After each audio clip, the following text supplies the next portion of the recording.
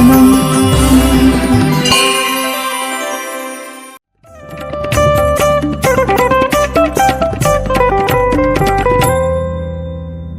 శారదా శారదాంభోజవదనా వదనాంబుజే సర్వదా సర్వదాస్మాకం సన్నిధిం సన్నిధిం క్రియాత్.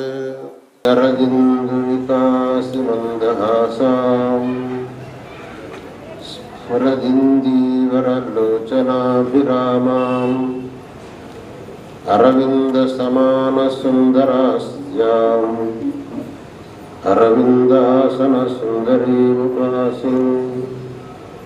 మనుష్య జీవితం అనేది క్షణభంగురం అని అంటారు. ఎవళ్ళు ఎన్ని రోజులు ఉంటారో అనేది ఎవ్వడికీ తెలియదు. అనేక మంది అనుకుంటారు నేను చాలా కాలం ఉంటానని. మరునాడు ఏం జరుగుతుంది అని ఎవరికీ తెలియదు. అందుకే పెద్దలు అన్నారు,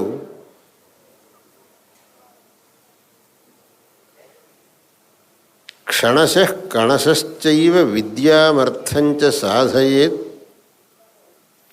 గృహీత ఇవ కేశేషు మృత్యునా ధర్మమాచరేత్. అంటే ధర్మాన్ని ఆచరించాలి అనే విషయంలో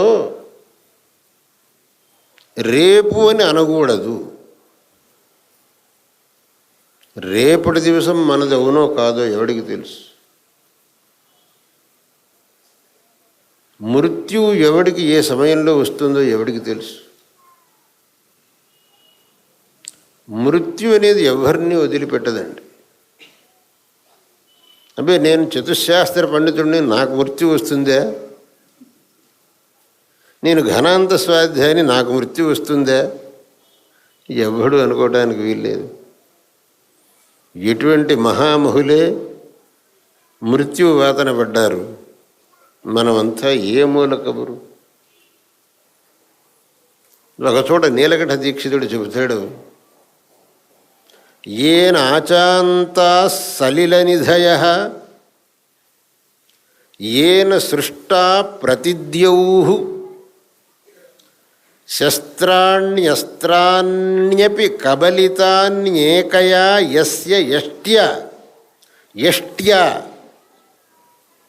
కస్తాదృక్షః ప్రభవతు జనో దేవభూదేవ వర్గే కాలః కీటానివ కబళయామాస తానప్యయత్నం.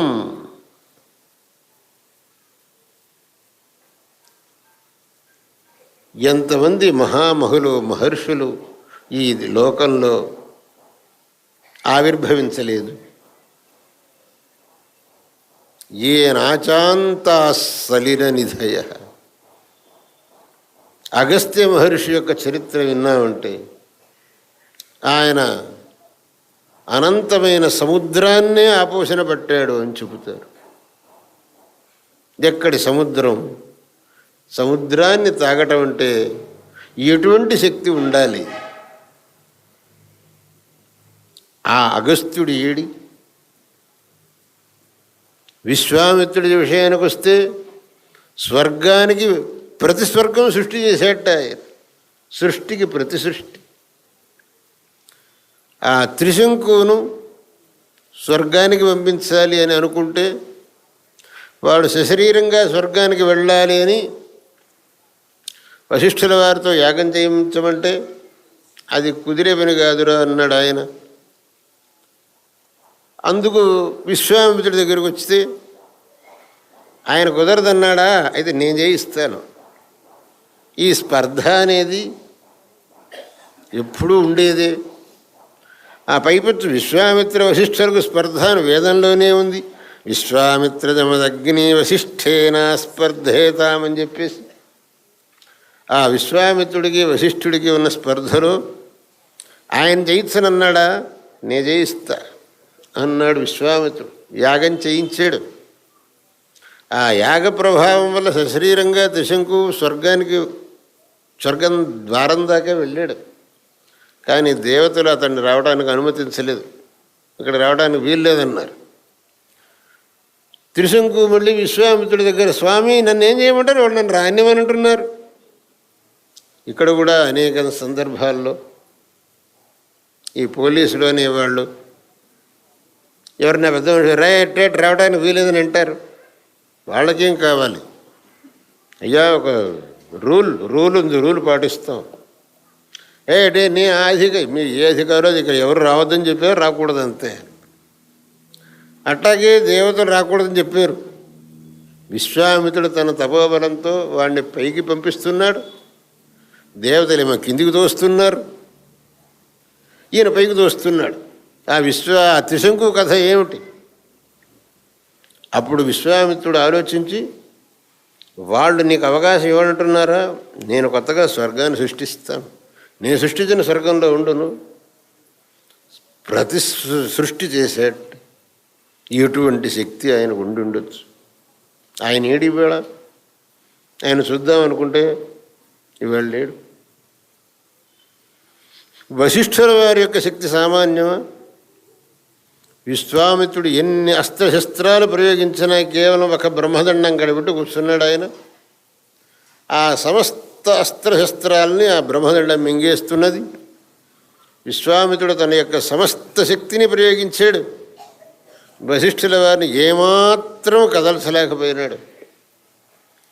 అంటే ఆ బ్రహ్మదండం యొక్క శక్తి ఎంత ఉండొచ్చు, ఆ బ్రహ్మదండాన్ని కలిగి ఉన్నటువంటి వశిష్ఠుల వారి శక్తి ఎంత ఉండి ఉండొచ్చు. ఆయన ఏడి వేళ మన మధ్యంలో లేడే. వాళ్ళందరి యొక్క శక్తులను సామర్థ్యాలను చూస్తుంటే మనం ఎంతటి వాళ్ళం, ఏమిటి మన శక్తి, మన ఏమి సామర్థ్యం. వాళ్ళ సామర్థ్యంలో ఒక నువ్వు గింజంత సామర్థ్యం కూడా మనకు లేదు. ఇక మనం శాశ్వతంగా ఉంటామని అనుకోవడం ఎంత భ్రమ అవుతుంది. కస్తాదృక్ష ప్రభవతు జనో దేవ భూదేవ వర్గే కాల కీటానివ కబళయామాస తానప్యయత్నం. ఈ కాలం అనేటటువంటిది కీటాని పురుగుల్లాగా వాళ్ళని మింగేసింది అప్రయత్నంగా. అటువంటప్పుడు ఎవ్వడూ కూడా లోకంలో శాశ్వతంగా ఉండటానికి వీల్లేదు, ఏదో ఒకరోజు ఇక్కడి నుంచి ప్రయాణం చేయాల్సిందే అన్నప్పుడు మరి ఈ అల్పమైన అవధిలో మనం ఏమన్నా సాధించాలి, ఏదన్నా మంచి పని చేయాలి. ఏమీ చేయకుండా పోతే మళ్ళీ ఈ శరీరం మనకు దొరుకుతుందా? అదేమన్నా గ్యారంటీ ఉందా? లేదు. ఈ శరీరం ఇప్పుడు మనకు ఏది వచ్చిందో ఇది చాలా పుణ్యం వల్ల వచ్చింది మనకు.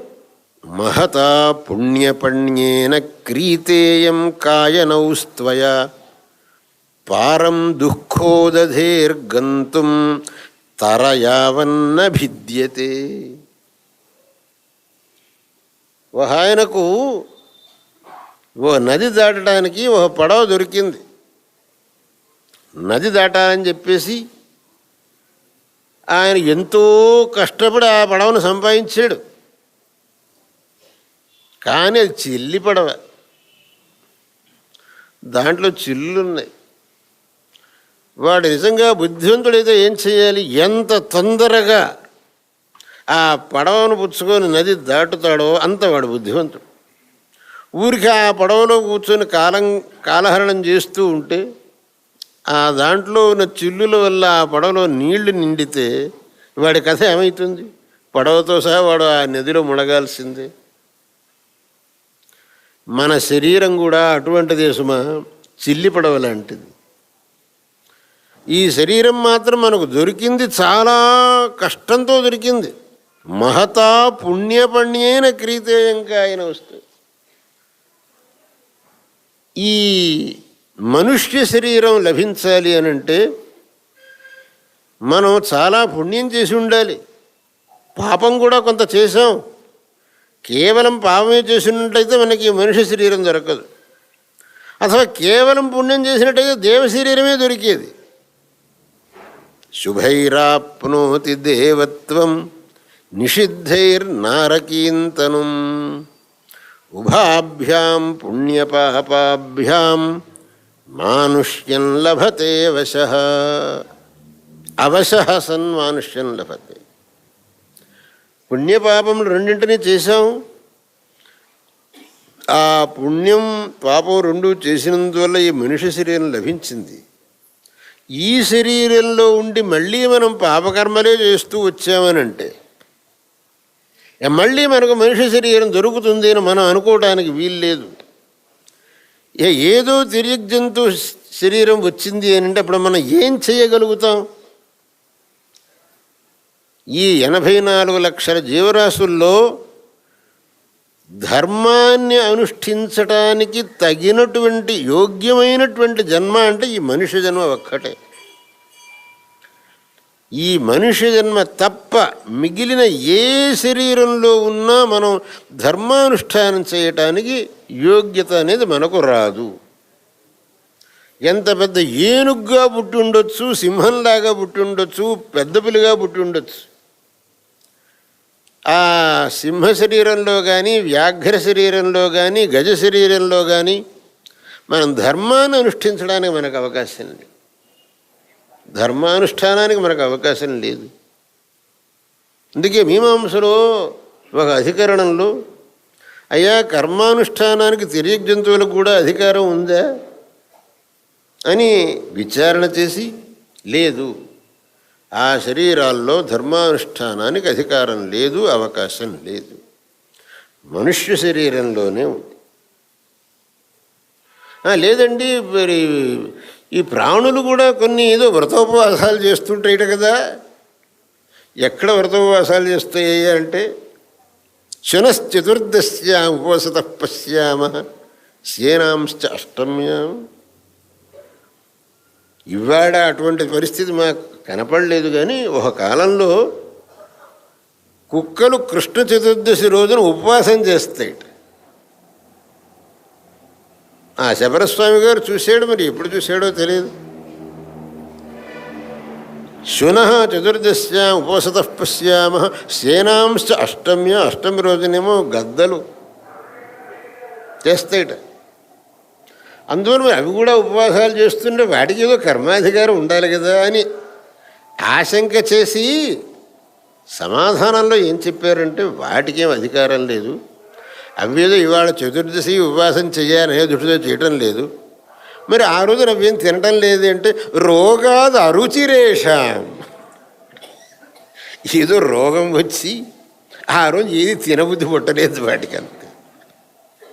రోగాది అరుచిరేషాం అని సమాధానం చెప్పారు శబరస్వామి.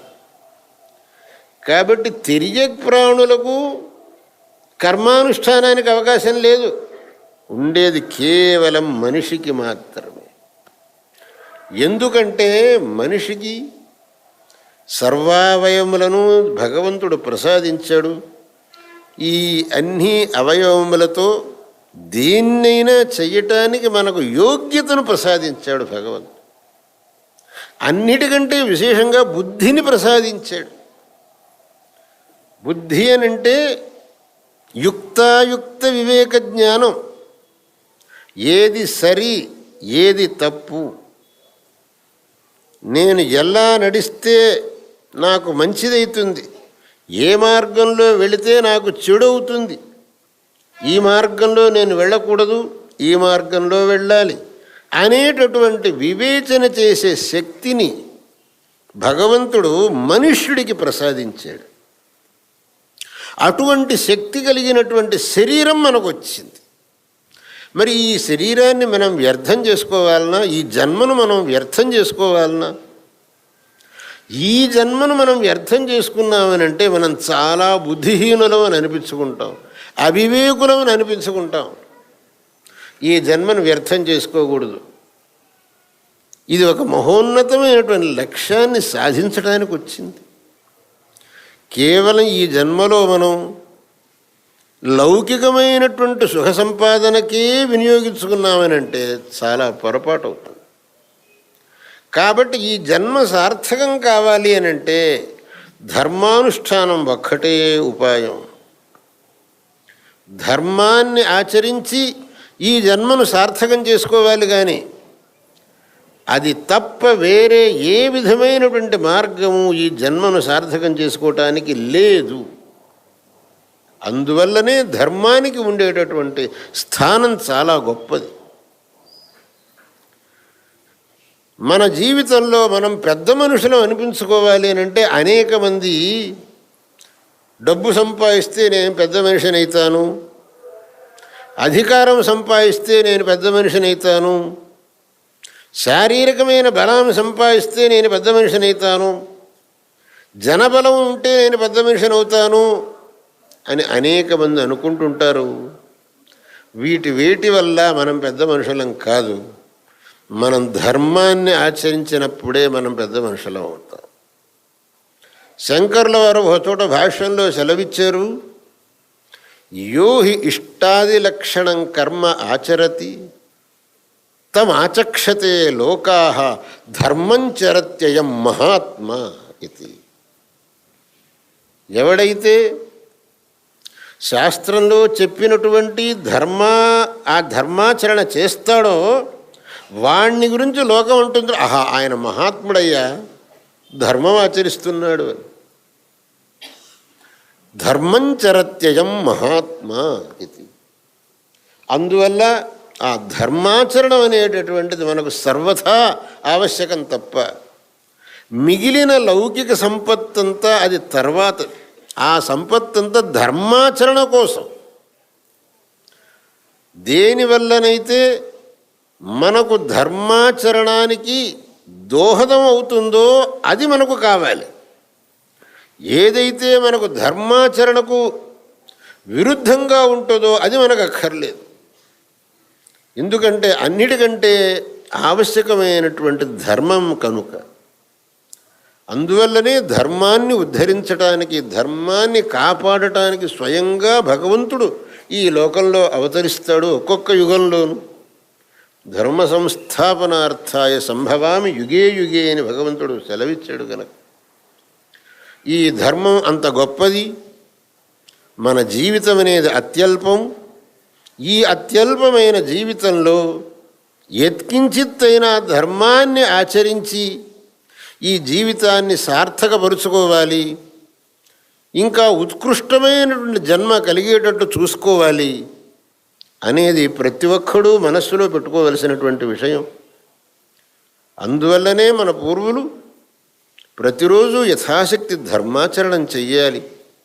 శాస్త్రంలో మనకు ఏదైతే విహితమైనదిగా చెప్పబడిందో దాన్ని మనం ఆచరించాలి. ఏది మనకు విహితం కాదో దాన్ని ఆచరించాల్సిన పని లేదు.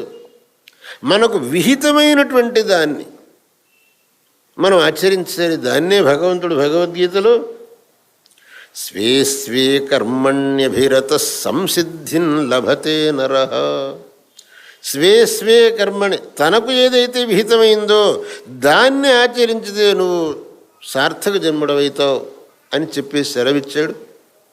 అందువల్ల మనకు విహితమైనటువంటి ధర్మాన్ని ఆచరించడంలో మనం సదా అప్రమత్తులంగా ఉండాలి, శ్రద్ధావంతులుగా ఉండాలి.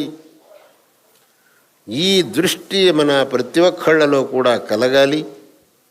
అందరూ కూడా ధార్మికులై ధర్మానుష్ఠాన రతులై తమ జీవితాల్ని సార్థకం చేసుకోవాలి. భగవంతుడు ప్రతి యుగంలోనూ ధర్మరక్షణకు అవతరిస్తాడు అని అన్నాం. అదే పరమేశ్వరుడు ధర్మరక్షణ కోసమే ఈ కలియుగంలో శ్రీమద్ శంకర భగవత్పాదుల రూపంలో అవతరించాడు. ధర్మాన్ని రక్షించి జనులకు ధర్మ ప్రబోధం చేశాడు. ప్రతి ఒక్కడూ ధర్మ మార్గంలో చరించండి, తరించండి అని అన్నాడు. ఎవడైతే ధార్మికుడుగా ఉంటాడో వాడే తరించగలుగుతాడు. అందులో ఆయన అనేకమైనటువంటి ఉపదేశాలని మనకు ప్రసాదించారు. వాళ్ళ యోగ్యతకు తగినట్టు, వాళ్ళ అధికారానికి తగినట్టు. అనేక మంది అంటారు, అయ్యా శంకరాచార్యులు ఏదో భాష్యాలు రాశారంటారు, ఆ భాష్యాల వల్ల మాకేమీ అర్థం కాదు.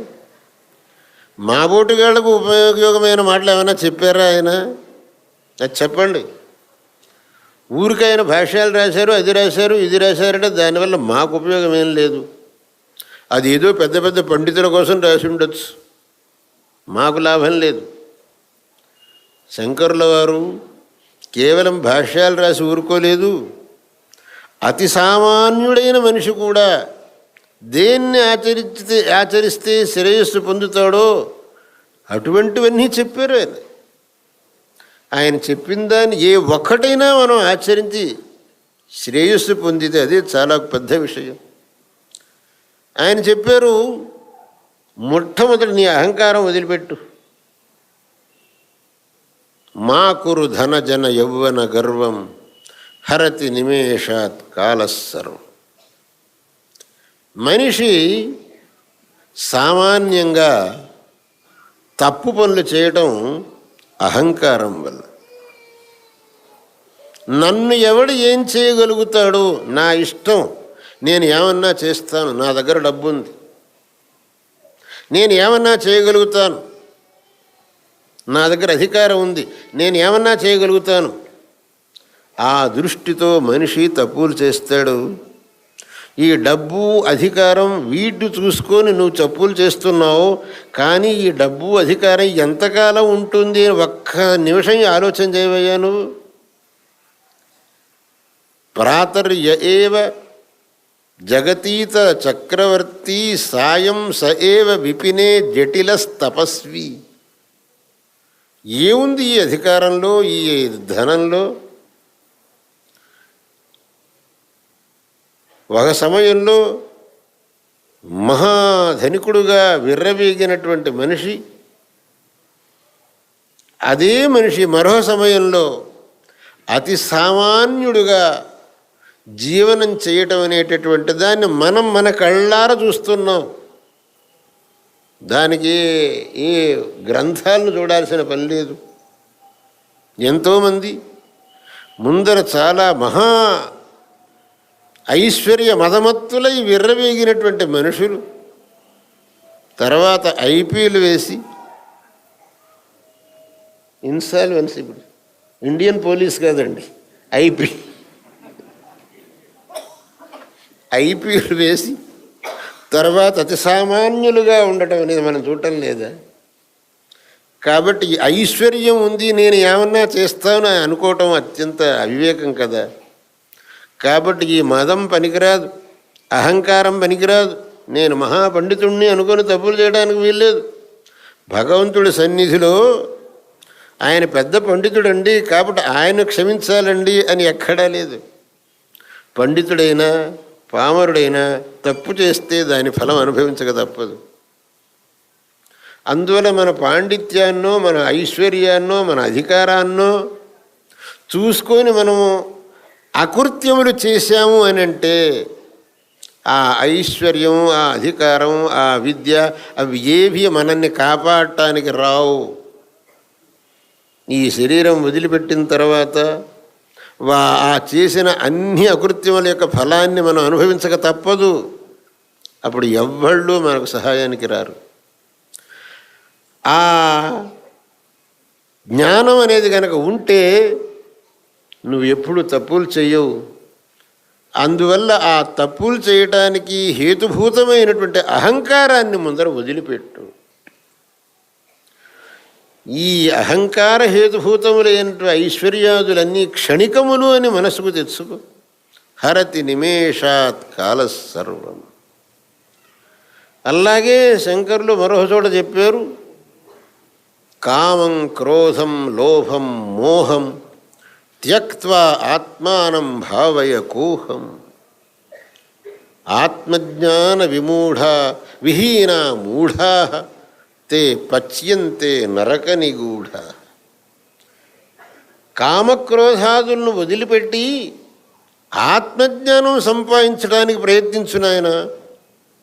అది లేని నాడు నీ యొక్క జన్మకు సార్థక్యం లేదు. దానికంటే అది కూడా నా చేత కాదు అంటే పర్వాలేదులే. జ్ఞేయం గీతా నామ సహస్రం ధ్యేయం శ్రీపతి రూపమజస్రం. నేయం సజ్జన సంగే చిత్తం దేయం దీన జనాయ చ విత్తం.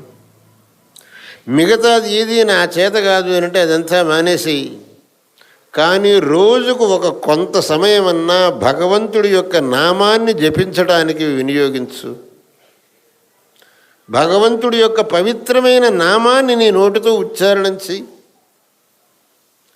నీకు భగవంతుడు శక్తి ఇచ్చాడు.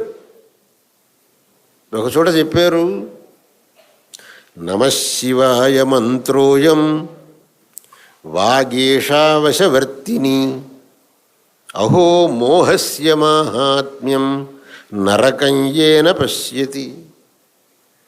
భగవంతుడి నామం ఉచ్చరించడం అనేది ఏమీ కష్టమైన పని కాదు. మనకేం నోరు తిరగదు అనేంత విషయం ఏం లేదు అక్కడ. నమఃశివాయ అథవా రామాయ నమః అనటానికి ఏం నోరు తిరగాలి? కానీ మన నోరు ఆ భగవన్నామం చెప్పటానికి మనకు మనస్సు రాదు. ఏదో మనకు అనవసరమైనటువంటి విషయాల్ని, నిరుపయుక్తమైన విషయాల్ని మాట్లాడటానికే మన నోరు ఉవ్విళ్ళూరుతుందే కానీ ఆ పవిత్రమైన భగవన్నామం చెప్పడానికి మన నోరు తయారు కాదు. అందుకు భగవత్పాదులు అన్నారు, కనీసం ఒక 10 నిమిషాలన్నా రోజు భగవన్నామం చేయరా నాయన. అలాగే కష్టంలో ఉన్నవాడిని ఆదుకోనాయనా, నీ చేతనైనంత. దేయం దీన జనాయ చ విత్తం. కష్టంలో ఉన్నవాడిని ఆదుకోవాలి. ఎందుకు అని అంటే, ఇవాళ మనకు ఏదో శక్తి ఉంది, ఇంకోటి ఉపకారం చేసే శక్తి. ఈ శక్తి ఉన్నప్పుడు మనం ఎవరికైనా ఉపకారం చేశామని అంటే రేపు మనకు అటువంటి పరిస్థితి వచ్చినప్పుడు మరి ఇంకోటి ఎవడన్నా మనకు ఉపకారం చేయడానికి ముందుకు రావాలి కదా. ఇవాళ నేను ఎవ్వడికి ఏమి ఉపకారం చేయలేదన్నప్పుడు రేపటికి ఇంకోటి నాకు ఉపకారం చేయడానికి ముందుకు వస్తాడని నియమం ఏముంది? ఆత్మవత్ సర్వభూతేషు యః పశ్యతి సపశ్యతి. అందరినీ నీలాగనే చూసుకో. అందువల్ల యథాశక్తి పరోపకారం చేయటం అనేది నేర్చుకోనాయన. దానివల్ల నీ జీవితం ధన్యమవుతుంది. ఈ విధంగా శంకరుల వారు కేవలం పండితమాత్రులకు అర్థమయ్యే భాష్యాలతో సమాప్తి చేయక, సామాన్యుడైన వాడు కూడా తన జీవితంలో ఆచరించదగినటువంటి ధర్మములను అనేకములను ఉపదేశం చేశారు. అందువల్లనే వారు జగద్గురువులైనారు. జగద్గురు శబ్దానికి అర్థం ఏమిటి? జగత్తుకు మార్గదర్శనం చేసేవాడు. గురువు అంటే మార్గదర్శనం చేసేవాడు, సదుపదేశం చేసేవాడు గురువు. ఆయన సమస్త జగత్తుకు సదుపదేశం చేశారు. దాన్ని తీసుకోకపోవడం మీ వంతు, ఉపదేశం చేయటం ఆయన వంతు. మీ ఉపదేశాలు మాకు అక్కర్లేదంటే చాలా సంతోషం. మీరు నరకానికి పోదామని అనుకుంటే ఎవడేం చేస్తాడు మిమ్మల్ని? అందువల్ల సమస్త జగత్తుకు మార్గదర్శనం చేశారు కాబట్టి ఆయన జగద్గురు అయినారు, జగద్గురు తల్లజులైనారు, జగద్గురు పరివృఢులైనారు. అటువంటి జగద్గురు శంకర భగవత్పాదుల వారు మనకు సనాతన ధర్మాన్ని ఉపదేశించి ఆ ధర్మ మార్గంలో మనం నడుచుకోవాలని చెప్పేసి మనకు ఆదేశించారు. వారి యొక్క ఆదేశం, వారి యొక్క ఉపదేశం, వారి యొక్క ఆజ్ఞ మనకు శిరోధార్యమైనటువంటివి. వారు మనకందరికీ కూడా అత్యంత ఆరాధ్యులైనటువంటి గురు పుంగవులై ఉన్నారు. అటువంటి భగవత్పాద శంకరులు ఈ ధర్మం సర్వత్రా సదా ప్రచారంలో ఉండాలనే దృష్టితో చతురామ్మనాయ పీఠస్థాపన చేశారు. అందులో దక్షిణామ్మనాయ పీఠంగా శృంగేరి క్షేత్రంలో పీఠాన్ని స్థాపించి అక్కడ గురు పరంపరను ఏర్పరిచారు. ఆ గురు పరంపరలో వచ్చినటువంటి మహాత్ములు దేశ సంచారం చేసి భగవత్పాదుల వారి యొక్క ఆజ్ఞానుసారంగా ధర్మ ప్రచార కార్యాన్ని నెరవేర్చారు. అదేవిధంగా అస్మద్ గురుపాదులైన జగద్గురు శ్రీమద్ అభినవ విద్యాతీర్థ మహాస్వామి వారు విరివిగా దేశంలో సంచరించి అధ్యాత్మ ప్రబోధం చేశారు. వారి యొక్క కృపావిశేషం వల్ల వారు మాకు ఆజ్ఞాపించిన విధంగా ఈ కర్తవ్యాన్ని మేము నిర్వహిస్తూ వస్తున్నాం. మీరందరూ అత్యంతమైన భక్తి ప్రపత్తులతో ఈ మఠానికి వచ్చి శారదా శంకరులను సేవించుకుంటున్నారు. అందుకు మీకందరికీ నేను పరిపూర్ణమైన ఆశీస్సులను అందజేస్తున్నాను.